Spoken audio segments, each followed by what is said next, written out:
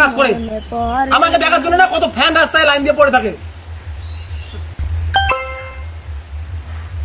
দাদা তোমার গার্লফ্রেন্ডকে দেখতে চাই। কাম সারছে, সাবস্ক্রাইবার কমেন্ট করছে গার্লফ্রেন্ডকে দেখতে চাই, কিন্তু গার্লফ্রেন্ডও তো নাই।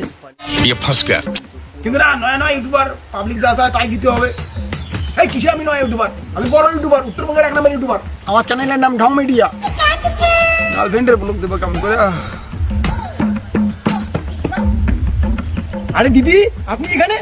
আরে দিদি আপনাকে দেখে আমি অবাক। আরে কে আপনি?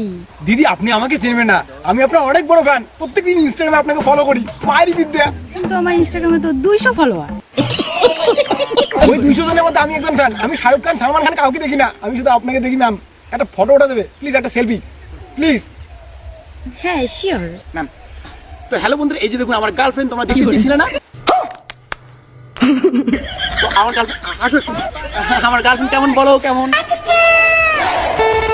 এই কোথায় গেছিলা? ওই ছেলেটা আমার সাথে রংরামি করতেছে। ওই ছেলেটা কি বলো? চলো দেখি। আসুন।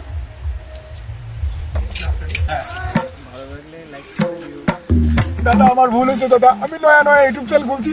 আমার অডিয়েন্স গুলো বলছে তোমার গার্লফ্রেন্ডকে দেখতে চাই, কিন্তু আমি তো সিঙ্গেল দাদা। তাই আমি মেয়েটাকে একটু বুদ্ধি করে গার্লফ্রেন্ড বানাই দিয়ে দাদা ভিডিওটা আপলোড করে দিয়েছি দাদা।